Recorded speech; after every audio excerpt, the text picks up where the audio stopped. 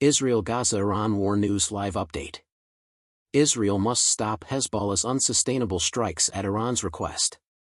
This week, Tehran's main terrorist proxy fired missiles and drones at northern Israeli villages, killing an Israeli soldier, wounding others, and starting large wildfires. While President Biden pressures Israel to yield to Iran on all fronts, northern Israel burns and the country faces extinction. "Whoever believes they can attack us and we will sit quietly by is making a tremendous mistake," Netanyahu stated Wednesday. "We are ready for a strong northern action. Americans should understand why Israel must fight back." Iran activated Hezbollah to attack Israel in the north within hours after Hamas' October 7 slaughter. Israel evacuated 100,000 residents from Lebanese border communities out of concern that Hezbollah's special forces might invade. Rockets, missiles, and drones damage buildings and injure people in border towns every day, shrinking a country the size of New Jersey. Multiple Israeli sources estimated Hezbollah's stockpile at 160,000 mortars with 6-mile ranges, 65,000 short-range rockets with 50-mile capabilities, and 10,000 medium and longer-range missiles with 50 to 120-mile ranges earlier this year. There are thousands of armed drones, hundreds to thousands of precision-guided munitions, anti-tank guided missiles, surface-to-air missiles, and short-range ballistic missiles with 186-mile ranges. Hezbollah threatens all of Israel, not just border communities. A threat did not appear overnight.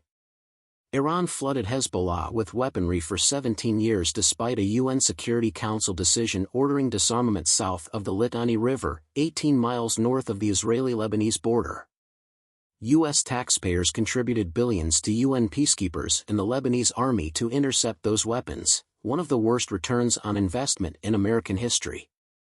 Israeli authorities pondered a preemptive assault in Lebanon before attacking Hamas in Gaza, knowing Hezbollah's ability to kill and destroy and how Iran exploits that threat to dissuade Israeli military action against Tehran's advancing nuclear program. Israel could have killed more terrorists and destroyed more weapons stockpiles before Hezbollah had time to prepare. Biden reportedly told Jerusalem he would support military action against Hamas but not Hezbollah. As Israel's Gaza campaign progressed, Hezbollah increased its attacks to lure Israel into two simultaneous full-scale wars, which would drain Israeli munitions stockpiles, stress Israel's economy, and destroy large population centers. Israel responded to every Hezbollah attack with an airstrike targeting a commander or base and dramatic rhetoric threatening to destroy Lebanon if the group escalated. However, Hezbollah persists. Iran smells Jewish blood in the water as Biden continues to grant billions in sanctions relief and Hezbollah watches the U.S. withhold weaponry from Israel to halt significant war operations. Last week, Biden implied that the White House would mediate a ceasefire with Hezbollah if Israel prematurely halted its military assault against Hamas, leaving a larger and more powerful Iranian proxy. As expected, Iran is escalating to force Israel to submit. A former Israeli defense minister warned this week of an Iran-sponsored Holocaust within 2 years as Tehran approaches the nuclear threshold and arms the Houthis in Yemen with missiles. Israeli options are bad. Unsustainable because it gives northern Israel to Iran and allows slow but persistent escalation on all fronts. Evacuated communities won't return home without security assurances, and a false ceasefire won't strengthen Hezbollah. A ground invasion to the Litani River without American resupply is risky, while an air campaign without one may fail. Israel will need to be creative to create a counterattack that rises to complete war and de-escalates after achieving restricted goals. These goals may include establishing a buffer zone on the Lebanese side of the border to let Israeli communities to return home and halt missile and drone strikes, which a broader conflict would still need to handle.